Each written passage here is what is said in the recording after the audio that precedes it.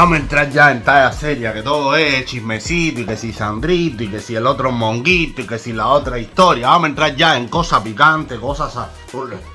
proteína, señores, proteína. Déjame activar esto aquí y vamos para arriba el lío. Mira, el otro día yo te hice a ti... Estos videos nada más te los hago yo, ¿ok? Esto es con Luis Denis nada más, así que cuídame, bésame, y yo te abrazo, te beso y nada, vamos para arriba el lío. Mira, el otro día yo te hice...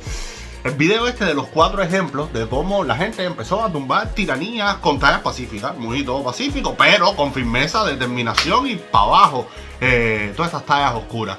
Bueno, en realidad eran 5 ejemplos, lo que yo dejé el ejemplo número 5 para hacer un video aparte, porque para mí es el ejemplo más letal, pero papi, ya, final de los finales. Y lo más bonito, ocurrió hace nada más que 10 años, no una talla de hace 60 años, no en el libro Historia, no, eso ocurrió hace 10 añitos, y para mí este es el pueblo más duro del planeta, y lo que hicieron para mí fue lo más grande que yo he visto hacer a un pueblo por su libertad. Así que mira, vamos para allá, señores. Estoy hablando del Euromaidan, del 21 de noviembre de 2013 al 23 de febrero de 2014. Hay un documental en Netflix que se llama Winter on Fire, que es una cosa, pero Dios mío. Vamos a empezar con una cronología para que ustedes se metan esto en la cabeza, porque Cuba se va a calentar, lo quieras tú o no, te escondas tú debajo de la cama o no, Sandrito, la guitera, Manuel Anido, Ana de Armas, pero vamos para arriba el lío. Con todo esto, Cuba se va a reventar, se va a partir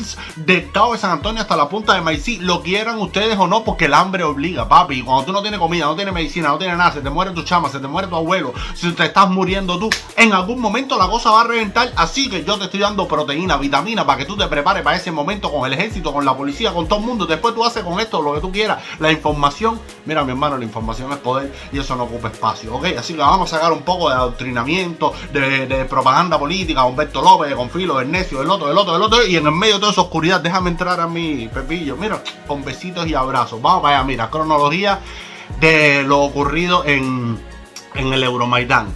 21 de noviembre de 2013, el gobierno de Víctor Yanukovych suspendió el acuerdo de asociación que iba a integrar a Ucrania con la Unión Europea. Los ucranianos querían ser parte de Europa, querían estar en la salsa de la democracia, del libre mercado, de la modernidad, del Estado de Derecho, no con Putin, hacer. Yanukovych primero dijo, oye, sí, vamos a unirnos con Europa, pero Putin enseguida le dijo, ven acá, y le montó el bafletón. ¿Quién te dijo a ti qué cosa Unión Europea de qué cosa libre mercado de qué cosa tú sabes que no soy de la KGB? Y de repente Yanukovych empezó a darle marcha atrás a todo aquello, porque el tipo al final es un títere de Putin. En respuesta, la oposición, eso es para que tú veas cuando hay una oposición organizada, como se empiezan a calentar los metales. La oposición convoca a todos los ucranianos a través de Twitter, bueno, ahora X, con el hashtag Euromaidan. Oye, vamos todo el mundo a protestar, nos vamos a reunir en la Plaza de la Independencia en Kiev, la capital de Ucrania. Bueno, señores, aparecieron los blogueros, los youtubers, los influencers, todo el mundo. Oye, la manifestación va a ser a las 10:30 de la noche. En la primera convocatoria se aparecieron de repente 2.000 personas. Y así empezó la cosa, 2.000 personas llegaron a la plaza con banderas de Ucrania, protestaron. El 24 de noviembre la cosa subió, de 2.000 subió a entre 50.000 y 200.000 manifestantes que volvieron a la Plaza de la Independencia, y ya de repente Yanukovych dijo, y los manifestantes dando el berro iban con banderas de Ucrania y también de la Unión Europea, y cantando todo el mundo a coro el himno nacional, pero también gritando Ucrania es Europa. Los manifestantes de repente llegaron a la sede del gobierno, algunos intentaron ingresar en el edificio y la policía utilizó gases lacrimógenos contra ellos. La cosa empezaba a subir de tono. El 26 de noviembre el primer ministro ucraniano Mykola Azarov afirmó que el acuerdo con la Unión Europea, oye cabrón, todo continúa, espérense, tengan paciencia, pero eso no convenció a los manifestantes, porque ahí sí no se dejan embaucar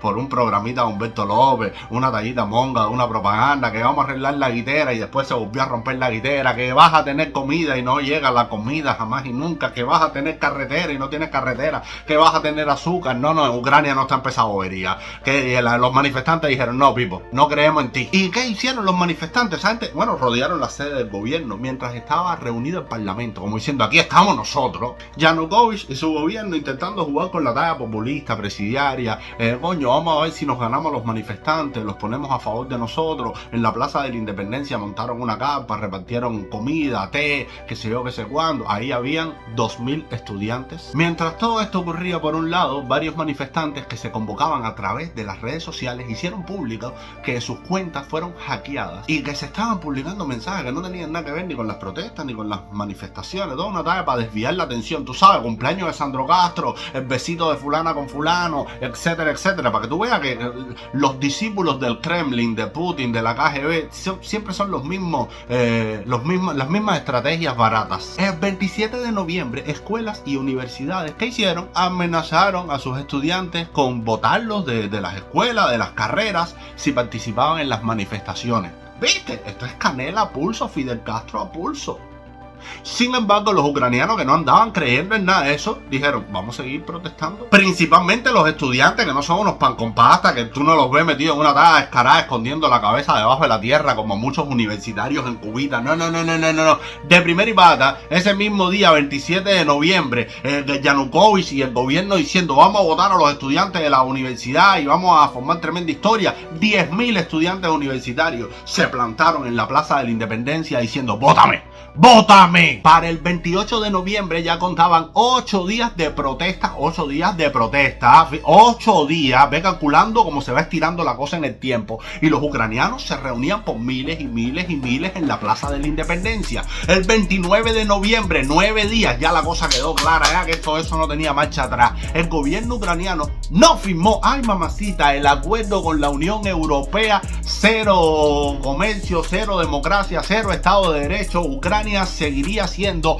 un satélite platanero de Vladimir Putin. ¡Wow! Las manifestaciones subieron ya 1000%, subieron de tono, se incrementaron. En la ciudad de Leópolis, 20.000 personas hicieron una cadena humana que simbolizaba el deseo de integración del pueblo ucraniano con la Unión Europea. Esto siguiendo el ejemplo, mira, de la cadena humana que les conté en el video pasado de Letonia, Lituania, Estonia. 20.000 personas abrazados en cuadro apretado como la plata en las raíces de los Andes, como decía Martí, demostrando que los ucranianos querían la libertad, no la esclavitud de Vladimir Putin. El día 30 de noviembre, señores, la cosa cambió. A las 4 de la mañana, amparados por la oscuridad de la madrugada, dos lechuzas, la luna llena, la niebla, el frío, el gobierno de Yanukovych cortó la telefonía móvil. ¿Te suena? Tumbar el internet, tumbar la conexión entre las personas. No, espérate. Y envió a las tropas especiales. ¿Te suena? Las tropas especiales, conocidos como la Berkut, que vienen siendo como los boinas negras. ¿Te suena? En la oscuridad de la noche, estos boinas negras ucranianos, armados con porras, granadas de aturdimiento y gases lacrimógenos, sacaron y dispersaron a todos los manifestantes reunidos en la Plaza de la Independencia. Aquello fue una cosa terrible, una bronca, gases lacrimógenos, estudiantes gritando, no se creían lo que estaba pasando, boinas negras ucranianos cayéndoles a golpes, ellos estaban manifestando pacíficamente, una cosa espantosa. El documental Winter on Fire recoge ese momento y realmente es una agonía lo que se veía en la cara de los estudiantes, porque ellos no creían, por eso querían ser parte de Europa, porque en Europa, en la democracia, no pasan esas cosas pasan en los lugares plataneros como Corea del Norte, como con Putin, que envenena a sus opositores. Y estas boinas negras, los Berkut, no solo atacaron a los manifestantes en la plaza, también persiguieron a otras personas que estaban por ahí cerca y las golpearon, las sazonaron con limón, pero traba. 35 personas resultaron heridas. La mayoría de los manifestantes eran estudiantes, los que estaban diciendo, bótame de la universidad. No, chamacos, sacando pecho con un nivel de valentía brutal. A las 9:20 de la mañana, estas tropas de la Berkut sitió el monasterio de San Miguel de las Cúpulas Doradas. Este es un monasterio donde los estudiantes, en medio de la golpiza, corrieron a refugiarse dentro de este monasterio. Lograron refugiarse ahí como 50 muchachos, más los heridos. Y en el documental hay un momento brutal donde están todos estos jóvenes ahí golpeados, sangre, chichones, ojos hinchados, y de repente se miran entre ellos. Esta parte a mí me pone, porque yo pensaba en Cuba viendo el documental. Hay una parte que se miran entre ellos y dicen, no podemos volver para la casa, ¿sí? No.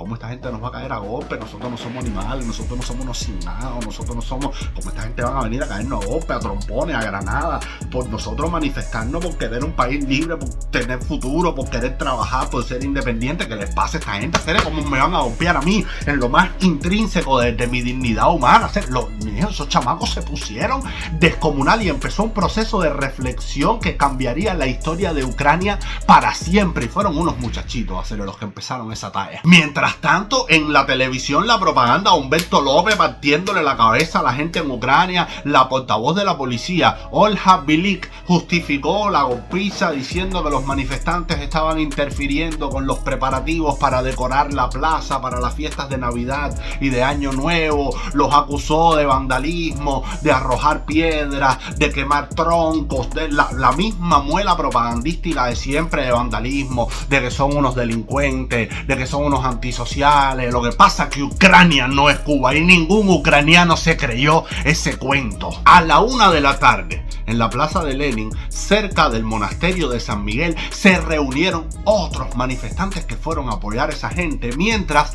la plaza de la Independencia seguía custodiada por los escuadrones estos de boinas negras, de la Berkut. Y aquí viene otro momento que a mí se me salió una lágrima y todo mirando el documental. A las 4 de la tarde, alrededor del monasterio, habían más de 5.000 personas apoyando a los primeros 50 que habían logrado refugiarse ahí, y todos gritaban: no perdonaré.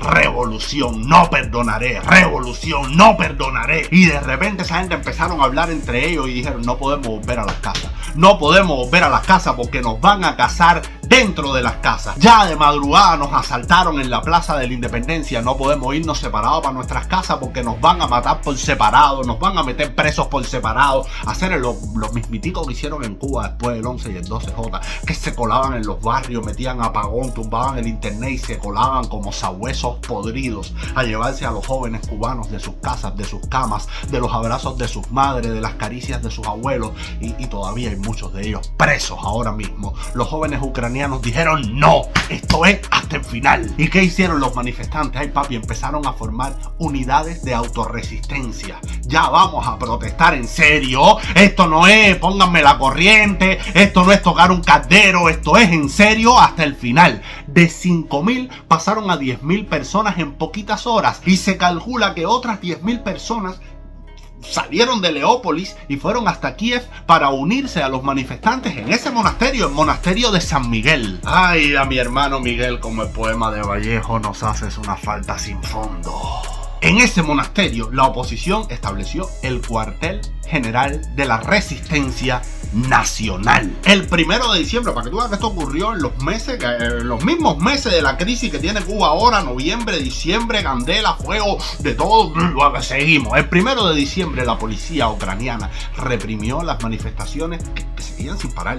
Todos los días manifestación en la plaza de la Independencia. ¿Y qué hicieron los manifestantes? No, espérate, vamos para arriba el lío. Ocuparon el edificio del ayuntamiento de Kiev. El 2 de diciembre los manifestantes bloquearon los principales edificios del gobierno. Los partidos de la oposición montaron pantallas gigantes e instalaron tiendas de campaña para los manifestantes. Ya empezó campamento, cuartel general, protesta, casas de campaña. Espérate, que esto sigue. En las ciudades de Leópolis, Ternópil e Ivano-Frankivsk, los trabajadores anunciaron una huelga general en solidaridad con las manifestaciones, para que tú veas el sentimiento de unión nacional, como se van apoyando los unos a los otros. Empiezan los estudiantes, se le unen miles de personas, los trabajadores, los obreros declaran una huelga nacional, para que tú veas como todo en un país tiene que ponerse en contra de los tiranos, de los descarados, de los que te chupan la vida. Pero encima, una cosa que me conmovió, pero todo el país apoyando a los manifestantes, hasta tal punto que crearon cadenas de suministros para mandarles comida, medicina, ropa, abrigos, las abuelas mandando postres, las mujeres, los obreros, todo el mundo, todo el país en función de sostener a los manifestantes para que resistieran el tiempo que fuera necesario para que Ucrania fuera libre, mandándoles de todo. El 3 de diciembre los parlamentarios ucranianos de oposición presentaron una moción para destituir al gobierno, pero ¿qué pasa? Que solo alcanzaron 186 votos de los 226 necesarios. Mientras, en las calles los manifestantes exigían la renuncia del gobierno. Horas más tarde, el primer ministro advirtió a quienes ocupaban ocupaban el edificio del ayuntamiento que serían desalojados por la fuerza. ¿Cogieron miedo los manifestantes? ¡No! A las 3 de la tarde, señores, en medio de la nieve, 10.000 personas se concentraron en la Plaza de la Independencia. Montaron una pila de casas de campaña así, y prendieron una hoguera en la plaza. Candela para el sindicato. El 5 de diciembre de 2013, los ucranianos continuaban concentrándose en la plaza. De repente hubo una calma, pero sabes, la calma que es el ojo del huracán. El 6 de diciembre, Yanukovych se reunió con Putin en la ciudad rusa de Sochi, supuestamente para acordar nuevos tratados de cooperación. Uno de los líderes de la oposición, Arseniy Yatsenyuk, le advirtió a Yanukovych que si firmaba cualquier cosa con Putin, las manifestaciones en su contra se iban a incrementar. Efectivamente, el 8 de diciembre se convocó a la marcha del millón. Cientos de miles de ucranianos llenaron las calles de Kiev. Solamente en la Plaza de la Independencia se reunieron, señores, 500.000 personas. Aquello era un océano humano pidiendo libertad. En las cercanías del monasterio de San Miguel, los manifestantes derribaron una estatua de Lenin en una plaza. La policía se retiró del lugar sin impedirlo. Cuando la estatua cayó así levantando una nube de polvo, los manifestantes comenzaron a gritar: ¡Yanukovych! ¡Tú serás el próximo! En la madrugada del 9 de diciembre, nueva talla ratera presidiaria delincuente. 730 miembros de las fuerzas especiales rompieron un cordón de manifestantes con apoyo de la Berkut. Esto es boinas negras, con los boinas rojas, con los segurosos, con los rayadillos, con los guarapitos. Rodearon a los ucranianos que acampaban en la Plaza de la Independencia. El líder opositor, Olev Tiambok, advirtió que el gobierno estaba planeando cortar la electricidad antes de comenzar un ataque siniestro contra los manifestantes que ocupaban el ayuntamiento. Además, advirtió que a Ucrania ingresaron miembros del servicio de seguridad ruso. ¿Y para qué, señores? Para romper desde adentro las manifestaciones. O sea, Putin y Yanukovych, el servicio de inteligencia ruso, el régimen, los boinas negras, los boinas rojas, todos estos traidores contra el pueblo ucraniano que simplemente se estaba manifestando. Pero ese pueblo es grande, grande, grande, grande. Slava Ucrania. Oye, se mantuvieron firmes ahí, trancado, todo el mundo trancado, en pie de lucha, en pie de batalla. Vamos a seguir aquí. Bueno, no dejaron pasar a toda esa gente. Durante el enfrentamiento se registraron entre 12 y 15 heridos, incluidos policías. En la madrugada del 11 de diciembre la temperatura cayó a menos 13 grados. Sí, porque eso es otra cosa. Estamos hablando todo esto en el medio de un frío descomunal. Menos 13 grados es una cosa que los huevos, estalactitas en los huevos. Y en medio de ese frío los ucranianos se mantenían en sus barricadas, en sus casas de campaña, sin calefacción, sin absolutamente nada, durmiendo con bufanda, con 7 pantalones, con 4 abrigos, con gorro, calentándose con una fogatica ahí chiquitica. Qué nivel de valentía, serio, qué nivel de Dios mío. De nuevo, las tropas militares y la Berkut rodearon la plaza para intentar desalojar a los manifestantes. En el lado norte de la plaza, cientos de policías antidisturbios con cascos negros lucharon durante varias horas contra los manifestantes que llevaban cascos naranjas distribuidos por los organizadores. En esos días, señores, los taxistas, los conductores de metro desempeñaron un papel pero notable en la organización del aumento de los manifestantes, difundiendo la noticia de la represión. En el caso de los taxistas, ofrecieron viajes gratis al centro de la ciudad para transportar manifestantes. ¿Tú quieres ir a manifestarte? Móntate en mi taxi gratis, no me pagues un peso. Vamos, no me pagues gasolina, no me pagues nada. Vamos, y eran taxi, transportando manifestantes al lugar de la candela. Saca tú la cuenta que para las 5:13, 5:15 de la mañana, la multitud aumentó hasta 25.000 personas. Habían 5.000 cuando los boinas negras y toda esta gente intentaron romper la concentración. Bueno, subió la cosa a 25.000, 5 veces más. ¿Y qué pasó? Que al final los militares y la policía se retiraron sin lograr su objetivo. El enfrentamiento entre los manifestantes y la policía solo provocó que aumentara el apoyo entre los ucranianos, que se sensibilizaran más, que se unieran los unos con los otros, que se defendieran los unos a los otros, que se apoyaran mucho más, un sentimiento de conciencia nacional frente al descaro, frente a la violencia. Reconstruyeron las barricadas. En el ayuntamiento de Kiev, los activistas formaron grupos de autodefensa para proteger el edificio. Vinieron militares, escuchen esto, carajo, militares veteranos ucranianos que estaban retirados, fueron a donde estaban los manifestantes y le dijeron: nosotros los vamos a ayudar, vamos a organizarnos así, vamos a hacer esto así para enfrentarla a la policía. Esta organización es mejor, esta estructura, esta barricada aquí, estas casas de campaña, estos puestos de mando, estas cadenas para traer la comida y distribuir mejor la comida.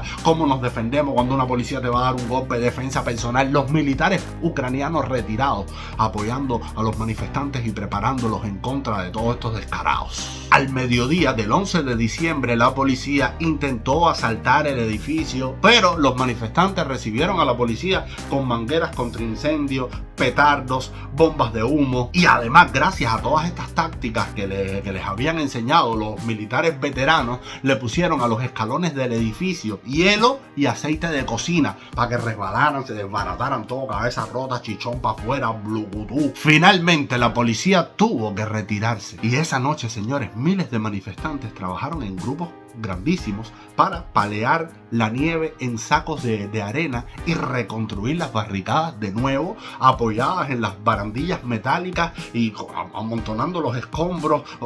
Mira tú, esta gente estaban para hacer la policía para arriba de ellos todos los días ellos reconstruyendo barricadas y resistiendo.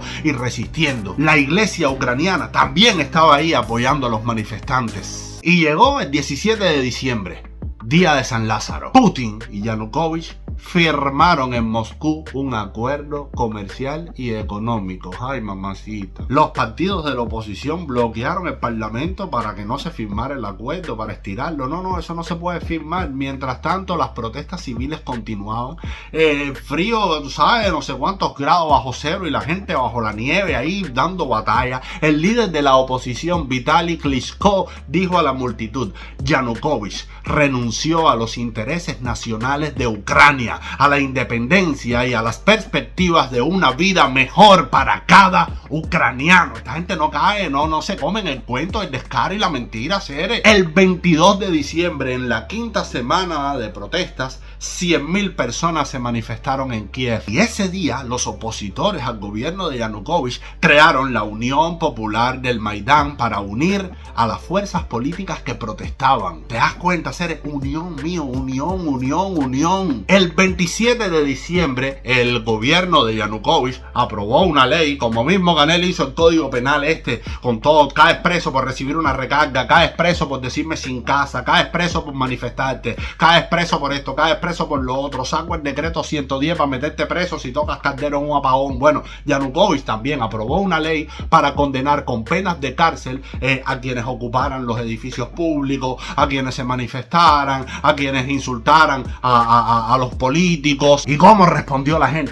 Mire, el 29 de diciembre, 200 coches repletos de manifestantes, junto a otros miles que iban a pie, fueron hasta donde hasta la casa privada de Yanukovych, a 10 kilómetros de Kiev, para exigir su renuncia y gritándole en su cara: tu ley me la paso por los cojones, pírate de aquí. El 1 de enero, 15.000 personas realizaron una marcha de las antorchas por Kiev. Ahí 15.000 personas, pírate. El 10 de enero, estas tropas mercenarias, las Berkut, se enfrentaron a los manifestantes cerca de un tribunal de Kiev, donde varios ucranianos fueron condenados a 6 años de prisión por tumbar la estatua de Lenin. Eso es para que tú veas, mientras en Cuba los juicios a todos los manifestantes del 11J, todo el mundo escondido en sus casas, no, aquí la gente fue para arriba a los tribunales, allá están condenando a 6 años de prisión a los que tumbaron a Lenin. Liberen a esa gente y todo el mundo, y la han fajado con los boinas negras a Ucrania y fajado con la policía y para arriba el lío. Es más, cuando ya el juez Páfata dio el veredicto, 6 años de prisión por tumbar al cabezón de Lenin, más de 100 manifestantes bloquearon el autobús que transportaba a los condenados así bloqueando el autobús y bronca de nuevo con la policía, con los boinas negras. Más de 12 personas resultaron heridas. El 15 de enero se prohibieron las protestas y las reuniones públicas en Kiev. El 16 de enero el Parlamento ucraniano aprobó una ley que condenaba a 10 años de prisión a quienes bloquearan edificios públicos. También que le iban a meter multas o cárcel a los manifestantes que se pusieran cascos, máscaras, y además prohibieron a los conductores formar convoyes de más de 5 coches. Y ratificaron que si ofendías a un funcionario del gobierno te iban a meter un año de trabajo correctivo. ¿Y qué tú crees, Cere? Los ucranianos cogieron miedo, ¿verdad? Claro, Cere, es demasiado, yo los entiendo, ya, todo el mundo se escondió porque ya fue mucho, ¿tú me entiendes? Entonces yo los entiendo, cogieron miedo, pero fueron valientes. ¡No! Siguieron, miedo nada, para arriba el Lee, todo el mundo dijo, no, ahora es cuando tenemos que ponernos más de inga todavía. El 19 de enero 200.000 personas protestaron contra todas estas leyes, le pusieron así, estas son las leyes de la dictadura y no las vamos a acatar. Muchos manifestantes desafiaron la prohibición de, tú dices que no me ponga máscara, que no me ponga casco, me pongo casco, máscara, careta, escudo, me voy a poner una armadura medieval, olvídate de eso, voy para arriba el lío. Le gritaron a Yanukovych de todo, y a cuanto político apoyara a Yanukovych le gritaron de todo, a Putin le gritaron de todo. Y fue tan seria la cosa que entre el 21 y el 22 de enero 3 manifestantes murieron durante un enfrentamiento ahí con la policía. Pero hubo algo más, los manifestantes heridos que acudían a los hospitales empezaron a desaparecer. Los activistas Ihor Lutsenko y Yuri Verbitsky fueron secuestrados por 5 desconocidos el 21 de enero a las 4 de la mañana. Esta es la forma de trabajar de los boinas negras, de los mercenarios, de los rayadillos. A las 4 de la mañana se llevaron a estos 2 activistas del hospital Oleksandrivka de Kiev. A Lutsenko lo encontraron golpeado en un bosque cercano al día siguiente, pero a Verbitsky lo encontraron muerto el 22 de enero. El gobierno de Yanukovych se puso más duro todavía, le dijo a la policía, no, detengan los disturbios, las protestas, usen lo que tengan que usar, cañones de agua a 10 grados bajo cero. Eso es, el agua te toca y se te congela un brazo. Y a pesar de eso, 50.000 personas se reunieron ese día para protestar. El 22 de enero, Yanukovych entregó medallas a diversos miembros del ejército y la policía por su servicio en el conflicto. Y la gente se encabronó, más todavía. Pero la brutalidad policial subió también de tono, se incrementó contra los manifestantes, incluso contra quienes no participaban en las protestas. Ya era una talla contra toda Ucrania, como está pasando hoy, que es con cualquiera, con Malangón y su puesta vianda de esa gente ya en Cuba.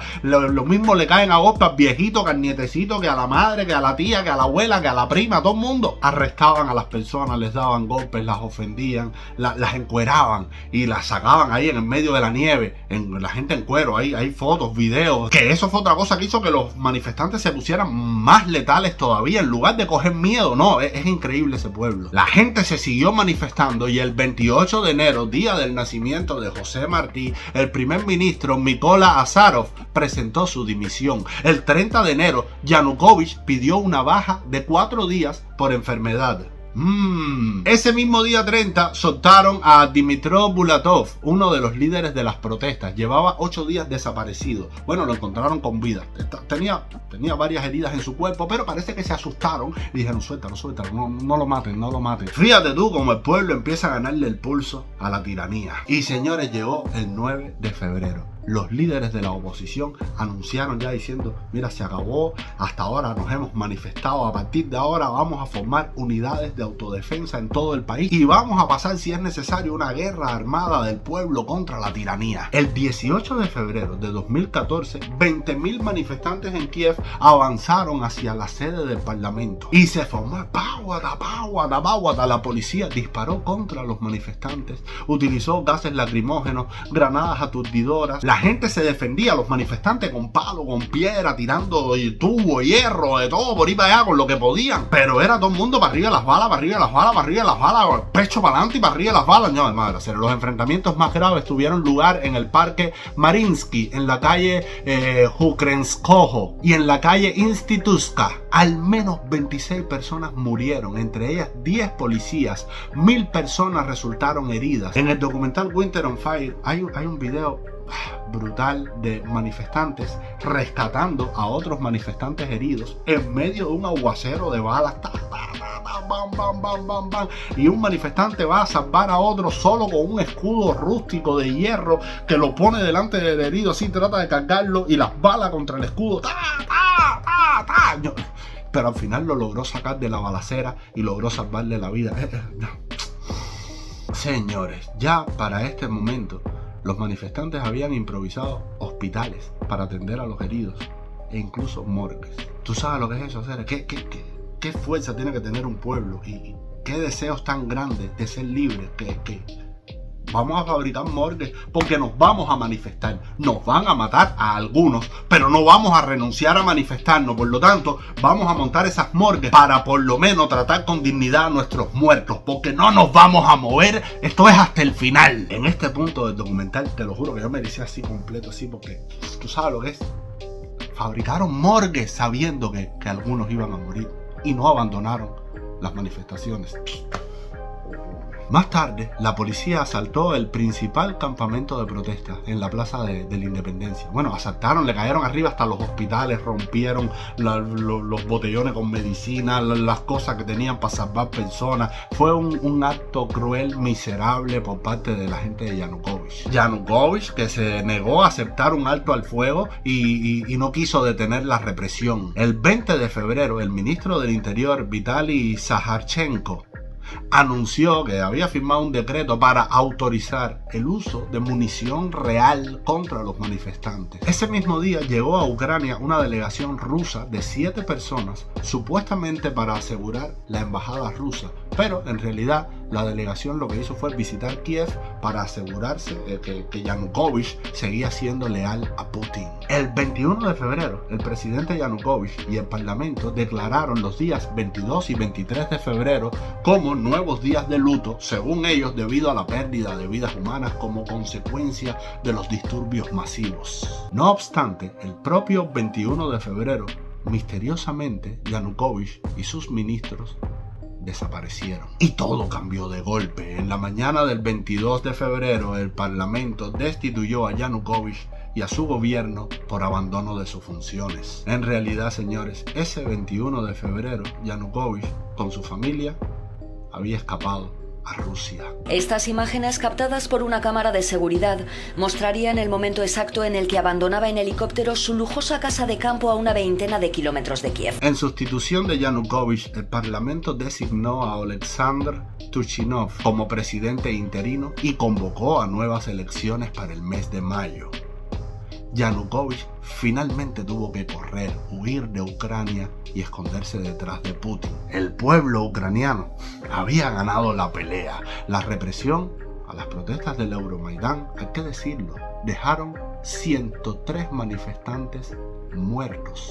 Solo murieron 13 policías, pero murieron 103 manifestantes. El más joven, Nazar Baitovich, tenía 17 años y el más viejo, Iván Nakonechny, tenía 83 años. ¿Tú sabes cómo le llaman en Ucrania a estos 103 manifestantes fallecidos? La centuria celestial. La centuria celestial. Y es verdad, murieron 103 personas, pero millones de ucranianos pudieron disfrutar de la libertad de decidir, de ser autónomos, de no depender de Putin, de no depender del Kremlin. En 2014, Ucrania firmó un acuerdo de asociación con la Unión Europea. De aquí viene una reflexión necesaria para terminar. Yo sé que muchos cubanos me van a decir, coño Luis, pero aquí nadie le quiere poner en muerto. Para ti es muy rico hablar, hacerte del heroísmo Ucrania, hablando desde Oslo, todo rico, todo sabroso, la misma muela de siempre. Aquí nadie quiere poner en muerto, Luis, ahí se murieron ¿Cuánto dijiste tú? 103 personas. Yo te voy a decir a ti una cosa, compadre. Ustedes se están muriendo 1000 veces más gente en Ucrania todos los días. Por no luchar por la libertad, por no hacer nada, por esconderse, por no poner en muerto, por no meterse en problemas, por no estar en la lista negra. Ustedes se están muriendo 100 veces más que los ucranianos todos los días, Agobio.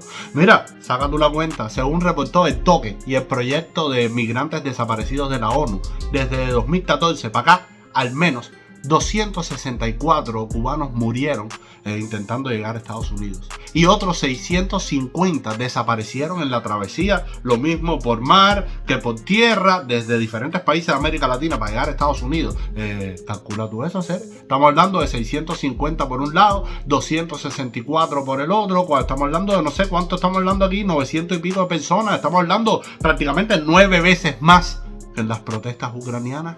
¿Te das cuenta? Y Cuba sigue siendo esclava. Y Ucrania fue libre y ahora está peleando por su libertad. Pero tú analizas esto, obvio. 103 muertos en Ucrania manifestándose, peleando la libertad, creando un sentimiento de decencia nacional. Toda Ucrania unida, toda Ucrania marchando parejo.